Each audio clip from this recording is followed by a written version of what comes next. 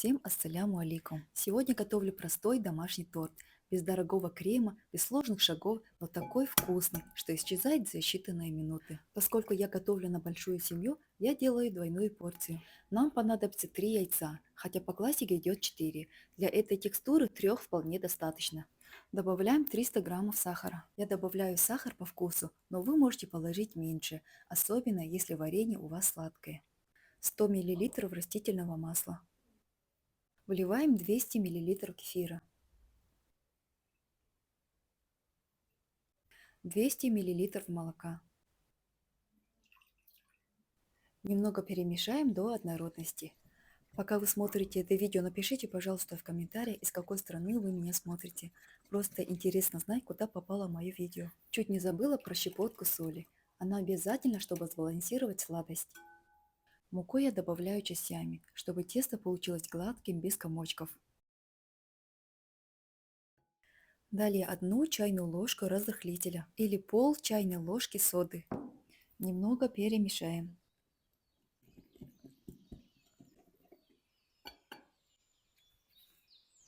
Добавляем вторую часть муки. Перемешиваем до состояния густой сметаны. Вот такое тесто у вас должно получиться. Густая, как сметана. Не слишком жидкое и не слишком плотное. Выливаем тесто на противень, застеленный пергаментом. Размер противня у меня 30 на 40. Распределяем по поверхности ровным слоем.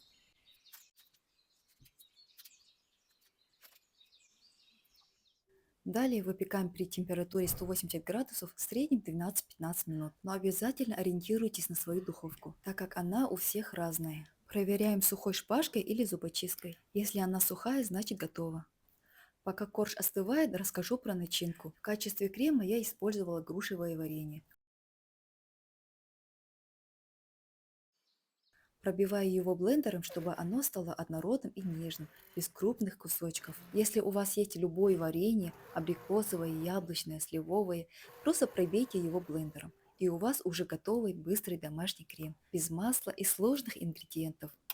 Вот такой вот джем у нас получился. Наш корж остыл. Обрезаем края для посыпки.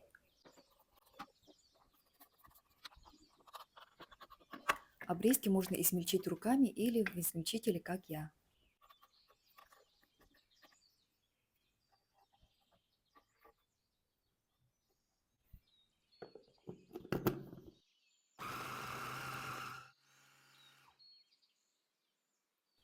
Наша посыпка готова. Аккуратно разрезаем корж пополам. Если он получился ровный, отлично.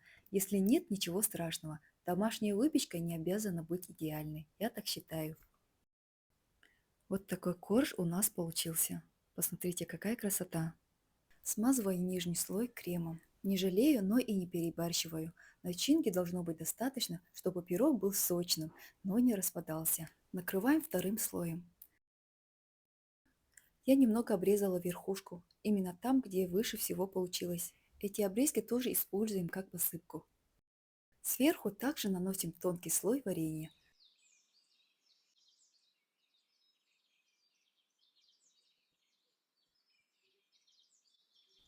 Теперь щедро обсыпаем наш торт со всех сторон. Это придает тот самый домашний уютный вид. Посмотрите, какой красавец получился. Ему даже не нужно стоять в холодильнике. Можно резать и подавать сразу. Но если дать ему постоять хотя бы 20-30 минут, он станет еще вкуснее. Коржи пропитаются, и текстура будет просто таять во рту. Посмотрите, какой он мягкий. Я режу сразу после пропитки. Этот рецепт хорош тем, что его можно каждый раз менять. Менять варенье, добавлять орехи, делать шоколадную крошку или просто посыпать сахарной пудрой. Самое главное – не бояться готовить и пробовать. Даже если что-то не получилось идеально, домашняя выпечка всегда остается самой вкусной. Спасибо, что готовите вместе со мной. Если рецепт был полезен, сохраните его и поделитесь с теми, кто любит простые и быстрые десерты к чаю.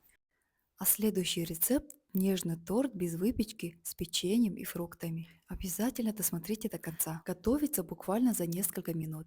а выглядит как настоящий праздничный десерт. Этот торт я готовлю, когда гости уже на пороге. Без выпечки, без сложных ингредиентов, а вкус как у дорогого десерта. Сохраняйте рецепт, он вас точно выручит. Всем ассаляму алейкум, давайте готовить вместе. Для начала беру 3 мандарина. Чищу их от кожуры и нарезаю аккуратными кружочками. Они у нас пойдут на украшение сверху. Также вы можете выбрать любые другие фрукты и ягоды, которые у вас есть. Пока отложим их в сторону, пускай ждут своего часа. Теперь займемся кремом. В глубокую миску выливаю 600 граммов сметаны.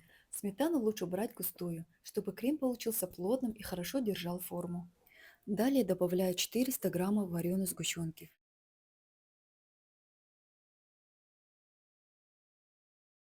И теперь просто перемешиваем все миксером до однородности. Посмотрите, какой получается приятный карамельный цвет. Крем выходит не приторный, с легкой сметанной кислинкой, то, что нужно. Приготовим форму. Основа нашего торта – обычно песочное печенье из магазина. У меня ушло чуть больше 300 граммов. Выкладываем первый слой.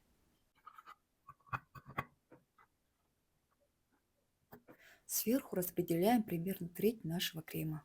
Сначала я визуально разделила его на 3 части. Старайтесь мазать так, чтобы печенье потом хорошо пропиталось.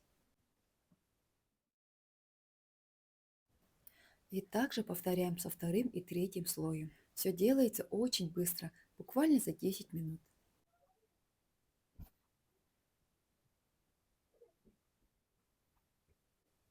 Так как моя форма сверху чуть шире, чем у основания, по краям остаются пустые места.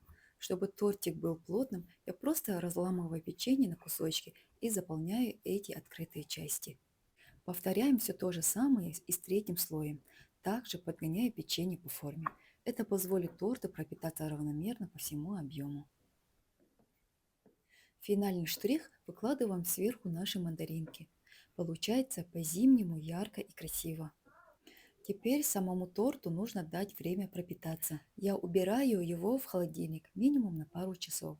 Но если есть возможность, оставьте на ночь. Так печенье станет мягким и торт будет буквально таять во рту. Еще один совет, если хотите, чтобы торт быстрее пропитался, можете оставить его при комнатной температуре.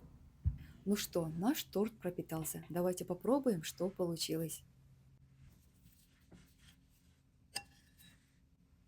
Он очень нежный, пропитанный, а мандарины добавляют классную свежесть.